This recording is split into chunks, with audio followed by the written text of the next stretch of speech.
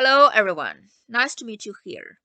Today I will discuss about a common health condition which is the stomach ulcer. A stomach or gastric ulcer is a break in the tissue lining or mucous membrane of your stomach. Now, there are two common conditions. One is called stomach ulcer, one is called a peptic ulcer. They are slightly different. Peptic ulcer refers to those ulcers that occur in either the stomach or the first part of the small intestine, which is called duodenum. Well, stomach ulcer only happens in the stomach. So ulcer is like erosion. It's like a broken part, which forms on the mucous membrane of the intestine or the stomach. Previously, actually, people believed that the stomach ulcer is caused by stress or smoking or diet. However, the main cause is not these factors. The main cause of stomach ulcer is the infection, which is caused by a bacteria called Helicobacter pylori bacterium. The short term is H. pylori. Now, this bacteria is mainly responsible for the stomach ulcer. So, Helicobacter pylori. It is now known that H. pylori bacterium prompts many symptoms of dyspepsia or indigestion. So, treatment of the stomach ulcer include using antibiotics to kill the infection and also using acid suppressing drugs to reduce the acid. So, what are some simple symptoms of stomach ulcers? The simple symptoms include abdominal pain just below the rib cage. Indigestion. Indigestion is like a heartburn. You feel quite burning in the chest area. Nausea. Loss of appetite. Weight loss. Vomiting. Sometimes you could notice a bright or altered blood present in the vomit or the bowel motions. So the stool could contain some blood. People also could have anemia, lack of blood, and dizziness, lightheadedness, or even shock in the severe case. If there are more blood loss, a severe blood loss, people could go into shock, which is an emergency. Now, stomach. Let's have a look about the stomach. The stomach is an organ of the digestive system located in the abdomen just below the ribs and on the left. Swallowed food is squeezed down through the esophagus and then pushed through a sphincter, like a small muscle, and then into the stomach, where it is mixed with gastric juices containing enzymes and hydrochloric acid.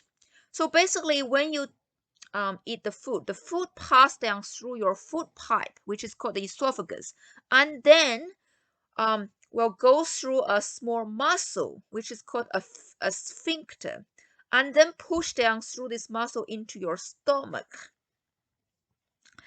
In your stomach, there's a mixed of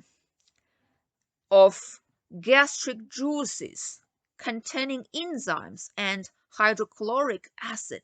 So these enzymes and the acid inside your stomach helps to break down the food that you consume and then break the food down into small pieces, small molecules. Now, once the food is broken down inside the stomach, it will be further squeezed into first part of the small intestine, which is called the duodenum. The lining of the stomach, which is called the mucosa or gastric epithelium, is layered with multiple folds. Now, ulcers normally occur in this lining. So ulcers happens on the mucosa or gastric epithelium. It's like a thin layer of your inside of your stomach. So again, let's have a look at all the causes of the stomach ulcer. There are some common causes. The main cause, like we said before, is Helicobacter pylori. It's a bacteria which is responsible for 60% of the stomach ulcers and at least 90% of the duodenal ulcers. So we know that the main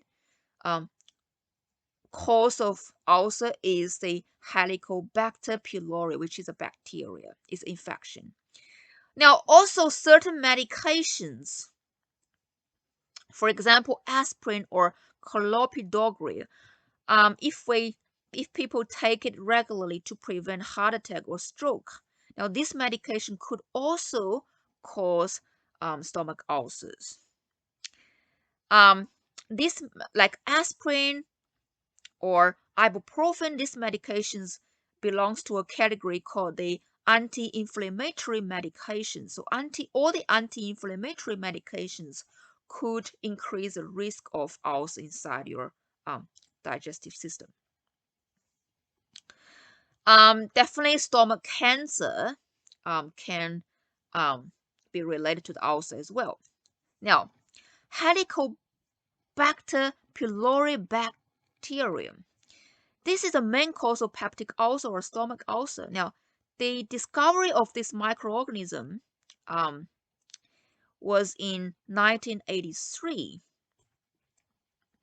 So it is thought that about 1 in 3 people over age 40 is infected with Helicobacter pylori bacteria in Australia. So it's actually it is very popular for people to get infected by this bacteria. The germs live inside the lining of the stomach, and the chemicals they produce cause the irritation and inflammation of your stomach. Now, H. pylori directly causes 1/3 of stomach ulcers and is a contributing factor in around 3/5 of cases. So we can see it is really common. Other disorders could be caused by this infection include inflammation of the stomach, which is called the gastritis, and dyspepsia, which is the indigestion.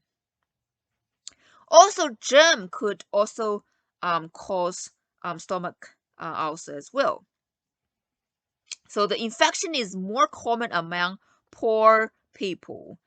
The mode of transmission is not known, but scientists believe that sharing food or utensils, close contact with infected vomit, or sharing of water, like especially contaminated water in undeveloped countries, could increase the risk of the stomach ulcer.